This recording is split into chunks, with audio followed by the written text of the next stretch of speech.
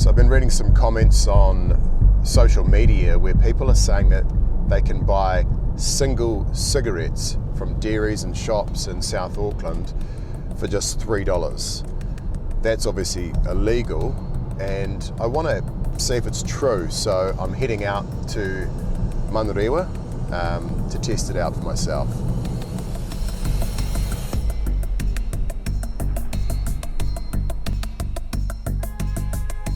The price of a pack of 20 cigarettes in New Zealand has skyrocketed to around $47. Selling single cigarettes or anything less than a pack of 20s has been outlawed for decades.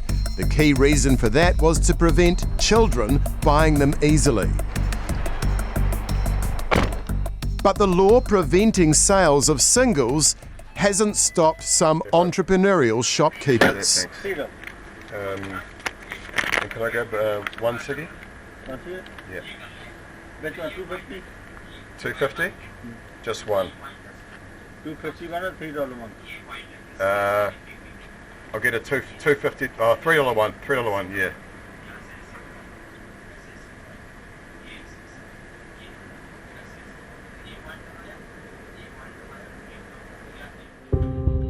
I'm handed a Marlboro branded cigarette.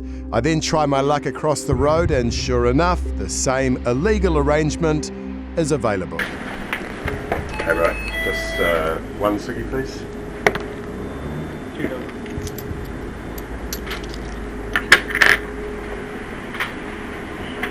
Thank you. Oh. Thanks bro. Yeah, so that was pretty straightforward. Went into the first shop and was actually offered either a $2.50 cigarette or one that was valued at $3. I went for the more expensive version, and then straight across the road to the other shop, and sure enough, they too were selling single cigarettes. In fact, the customer in front of me had a handful of singles that he had just purchased from the shopkeeper. Is there a problem with that? Of course it is. It's disgusting. The reason they're doing this is for profit. South Auckland community leader and Manukau ward councillor Alf Filipina. I hope they get caught, and I hope they pay the consequences for that. Is it preying on the vulnerable in a way? Of course it is. People who are still struggling to stop, they, as in the shop owners, are taking advantage of that vulnerability, and they're using them just to get a bit more money. So again, I hope they get caught. While filming it became obvious the sale of singles was popular. Manurewa locals Stacey and Ane told the Herald they regularly bought singles. Yeah, so do you guys buy the single cigarettes? Yeah, I do. Yeah. And why is that? It's because it's cheaper and it's a better way of supporting our addiction for cigarettes and nicotine. Because a packet can set you back $40, 50. where it's $2 for a cigarette. How long have you been smoking for? Since I was little, probably about when I started was 10 years old. We're generational smokers. Yeah. Like my father's smoked. And it's just been passed down since. My mother's mother smoked. It's illegal to sell singles. Yeah. Yeah, but it helps, profits everybody. Like the ones that want the cigarette and the shopkeepers. Then ram rates go up if they can't afford cigarettes. Exactly. Yeah. The robbing starts. So what's a pack of 20s worth these days? Nearly $40. And is that out of reach for most people? Yes. We're coming from people who are like, if you're on the benefit, you're only making $300 a week, and that's a quarter of your salary. What about the shopkeepers though? Because aren't they just making a profit out of you guys by selling a ciggy for $3? Yeah, they are, but they're actually doing us a favour by making it obtainable. And it stops them from getting robbed. Yeah. Yeah, because it's really big out here. It's the south side. So you reckon it stops ram raids? It does. I reckon it helps stop ram raids. It helps stops it. Yeah.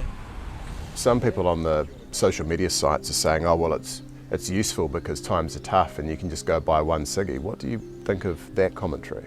No, I mean, ultimately, one, it's illegal. 2, it's preying on the vulnerability of our community, Māori Pacific. But I look at the vulnerability of our community, and also that $3 is taking the $3 off food that could be on the table for the kids and the family. What do you say to those in the community who are buying those $3 cigarettes from the shop owners and creating the demand?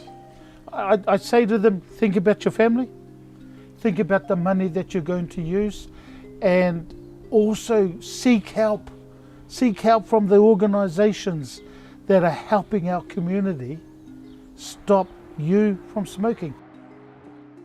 And this has got Marlborough written on it, so it may well be the real thing. At the University of Auckland, we met Professor Chris Bolan, an expert in tobacco control. So does that trouble you then that in Manurewa, one of our poorer communities in Auckland, dairies are offering single cigarettes? Absolutely. I think it's appalling for those dairy owners to be doing that. I think it's just a fast money-making venture without any concern for the health and well-being of the communities they're in. Can you only buy cigarettes in packs of 20 because they're trying to dissuade young people from accessing cigarettes? Correct. That's the primary reason. But it's also a way of pricing cigarettes out of the general public as well, adults as well. That's the single most effective way of helping people to quit smoking, is to increase the price of tobacco. So do you think illegally selling them as singles for a few dollars could counteract the work done to prevent smoking being taken up by some people? Yes, it could. Whether it's done at a level which we would see as a significant blip on the overall population prevalence proportion of people smoking is hard to judge, because it depends on how many of these stores are doing this and how many people are going in and purchasing the cigarettes. The Herald visited 2 other shops that didn't sell singles, although posts on social media seen by the Herald appeared to suggest it was relatively prevalent in some areas, and even those not selling singles seemed to know which shops did. And do you sell any single ciggies? Oh, no. You don't? No. Never mind. Anywhere else around here that does? I think in the uptown. Uptown? Yeah, I'm not so sure which store, but some of the shops they do. Okay, uptown. Yeah, Thank you.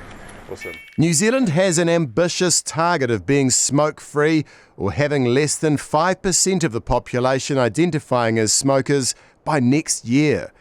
The coalition government controversially scrapped key anti-smoking laws introduced by Labour, including banning sales to anyone born after 2008, limiting nicotine levels in cigarettes, and reducing the number of tobacco retailers by 90%.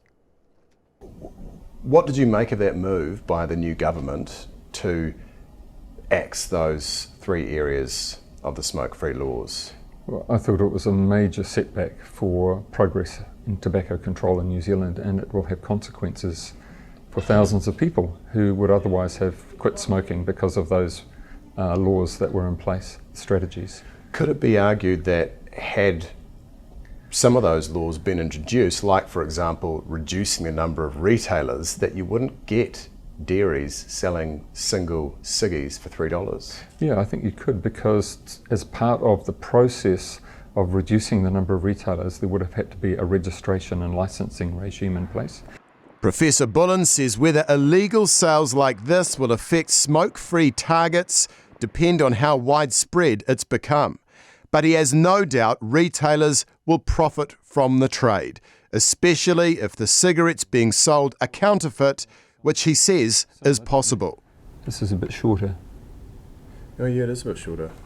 about a millimetre shorter, but the butts are about the same. If the packs were there, that would be easy, but we don't know. So where these dairy owners are getting them from, whether they're getting them from counterfeit smuggled products or just buying a $40 pack, breaking it down into singles and selling them, that'd still be profitable. For adults already struggling with crippling tobacco addiction, his advice is clear. It's not too late to stop. If you stop smoking before the age of 40, pretty much most of the harm that you have been exposed to, or the harm, can be reversed. Seek help and support. Any doctor, nurse, community pharmacist would fall over backwards to provide you with evidence-based, low-cost support to get off smoking, because if there's one thing that's going to kill you is continuing to smoke.